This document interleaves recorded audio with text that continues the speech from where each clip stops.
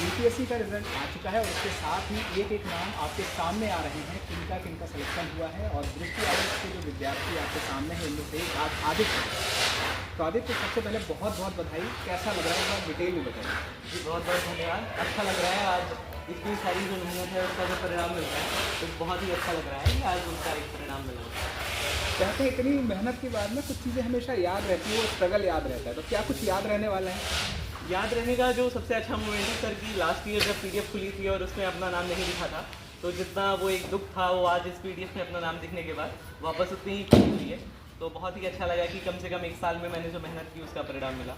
और वो सारे टीचर्स, वो सारे मेंटर्स जिन्होंने इतनी हेल्प की इस जर्नी में, मैं उन सबको धन्यवाद देता हूँ। और मेरे माता पिता और जो भी मेरे दोस्त हैं, मेरे भाई बहन हैं, उनका जितना योगदान रहा है इस पूरी सफलता में उनको ही श्रेय जाता है। एक बहुत बड़ी बात होती है कि बड़ा सपना देखना भी एक बड़ी बात है। तो ये बड़ा सपना क्या आपके लिए था, और था तो कैसे था और कैसे देखा? बिल्कुल सर, ये बहुत बड़ा सपना रहा है क्योंकि मैं गांव से आता हूँ आजमगढ़ में। एक मेरा गांव एक छोटा सा गांव है, उधर से ही मैंने पढ़ाई की है। तो वहाँ पे बिल्कुल एक सरकारी नौकरी का ही बहुत बड़ा क्रेज़ है। यूपीएससी तो बहुत दूर की बात है, वहाँ से ये सपना देखना, फिर वापस इलाहाबाद आना। तो इलाहाबाद में ही सबसे ज़्यादा समय बीता है मेरा, वहीं से मैंने पूरी तैयारी की। फिर वापस मैं इधर अस्पताल में आया। तो इस तरीके से अगर मैं बचपन में देखता हूँ, 12th तक देखता हूँ, तो बहुत बड़ा सपना रहा है मेरे लिए। आज अगर इतना सब कुछ किया है तो अच्छा लग रहा है कि उस सारी चीज़ों को पूरा कर पाए। अपनी सफलता में ओवरऑल क्रेडिट किसे देना चाहेंगे सबसे पहले?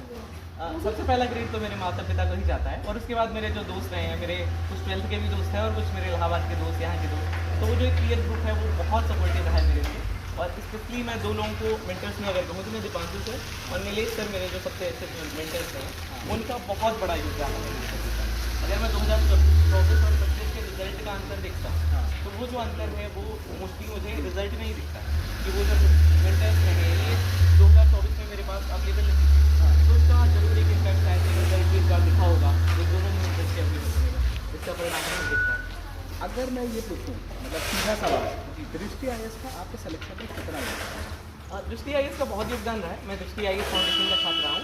इलाहाबाद से मैंने दृष्टि आईएएस फाउंडेशन F20 बैच की और उसके बाद अस्मिता ने तो बहुत ही योगदान दिया है। अस्मिता में रहना और वो जो एक फाइनेंशियली सपोर्ट रहा है अस्मिता का, पीयर ग्रुप रहा है, तो अस्मिता का तो बहुत ज़्यादा योगदान है, ना मेरे में बल्कि ओवरऑल हिंदी मीडियम में मोस्टली बच्चों के सिलेक्शन में अस्मिता का बहुत बड़ा योगदान है।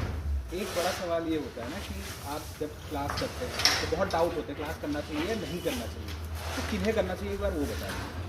मेरे जैसे बच्चे जिनकी फैमिली में या हम देखते हैं ओवरऑल जिन्हें कोई गाइडेंस नहीं मिल पाता है, उनके लिए कोचिंग ज़रूरी हो जाती है अगर आप जल्दी में गए। जैसे ये